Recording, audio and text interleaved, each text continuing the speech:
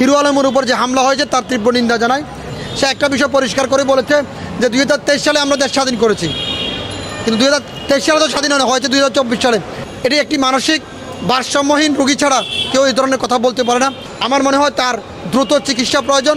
তার মাথায় ঘাটে অনেক জায়গায় সমস্যা হয়ে গেছে, আর এই সমস্যার জন্য তাকে শেখ হাসিনার মতন ভারতে গিয়ে চেন্নাই বা মাদ্রাসা চিকিৎসা ভালো চিকিৎসা হয়।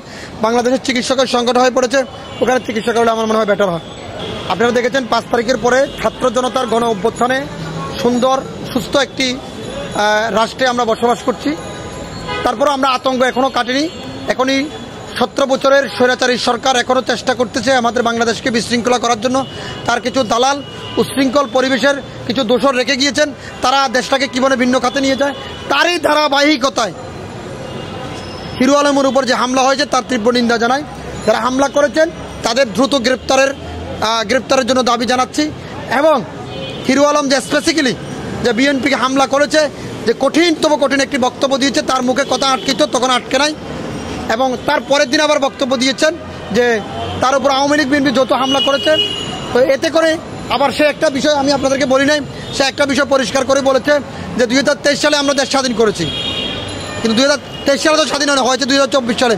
বক্তব্যটা একটু দেখবেন কষ্ট করে, যেহেতু আপনারা গণমাধ্যম কর্মী। আর এটি একটি মানসিক ভারসাম্যহীন রোগী ছাড়া কেউ এই ধরনের কথা বলতে পারে না। আগে কথা শিখুন, আগে স্পেসিফিক্যালি সাংবাদিকদের সামনে কেন কথা বলতে হবে সে গুছিয়ে কথা শিখুন। একটি দেশের নাগরিক হিসেবে আপনার যে দায়িত্ব, সে দায়িত্ব আপনি পালন করবেন। এবং আমার মনে হয় তার দ্রুত চিকিৎসা প্রয়োজন। তার মাথায় ঘাটে অনেক জায়গায় সমস্যা হয়ে গেছে, আর এই সমস্যার জন্য তাকে শেখ হাসিনার মতন ভারতে গিয়ে চেন্নাই বা মাদ্রাসা চিকিৎসা ভালো চিকিৎসা হয়। বাংলাদেশের চিকিৎসকের সংকট হয়ে পড়েছে, ওখানে চিকিৎসা করলে আমার মনে হয় বেটার হয়। আর সে কোনো রাজনৈতিক নেতারা, সে কোনো ওবায়দুল কাদের বিরুদ্ধে মামলা করবে। আমি জেল কেটেছি, নির্যাতিত হয়েছি, বউ বাচ্চা হারিয়েছি, মা বাপ হারিয়েছি, ঘুমাতে পারি নাই 17 বছর। আমার থেকে কি আপনার চেতনা বেশি, চুলকানি বেশি?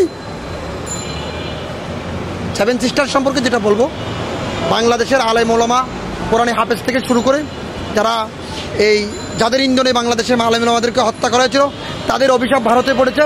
এবং ভারতের রাজ্যগুলো এক একটা রাষ্ট্রে পরিণত হবে, রাজ্যগুলো ভেঙে যাবে, এবং 7 সিস্টার আশা করি থাকবে না। কারণ এই বাংলাদেশের মুসলমানের উপর, ভারতের মুসলমানের উপর ভারত সরকার যেভাবে অত্যাচার নির্যাতন করেছে, এবং ভারতের ইন্ধনে বাংলাদেশের আলেম ওলামা এবং ছাত্র জনতা নিরীহ মানুষের উপর, শিশুদের উপর যেভাবে গণহত্যা চালিয়েছিল, সেই গণহত্যার ধারাবাহিকতায় আমি মনে করি যে ভারতের অঙ্গরাজ্যগুলো আশা করি ভেঙে পড়বে, এবং সেই রাজ্যগুলো এক একটা রাজ্য একটা দেশে পরিণত হবে বাংলাদেশের মতো। এই জাদুঘরের প্রসঙ্গে যদি আমি বলি, গণভবন জাদুঘরে রূপান্তরিত না করে যে সকল ছাত্ররা নিহত হয়েছেন তাদের আবাসন ব্যবস্থা করা হোক, এবং যে সকল ছাত্ররা আহত হয়েছেন তারা কর্ম করার সুযোগ নেই, সেখানে হসপিটাল, গার্মেন্টস বা বিভিন্ন কর্মসংস্থান তৈরি করে সে সকল ছাত্রদেরকে সেখানে বা তার ছাত্রের পরিবারকে কর্মসংস্থান তৈরি করে দেওয়া হোক। তাতে করে যারা আন্দোলন করেছে, সংগ্রাম করে দেশকে নতুন একটি স্বাধীন দেশ দিয়েছে, অন্ততপক্ষে তাদের আত্মা এবং যারা বেঁচে আছেন তাদের দোয়া পড়বে। জাতিসংগীত পরিবর্তন করা প্রয়োজন। স্বাধীনের পর থেকে আমরা অনেক কিছু দেখছি।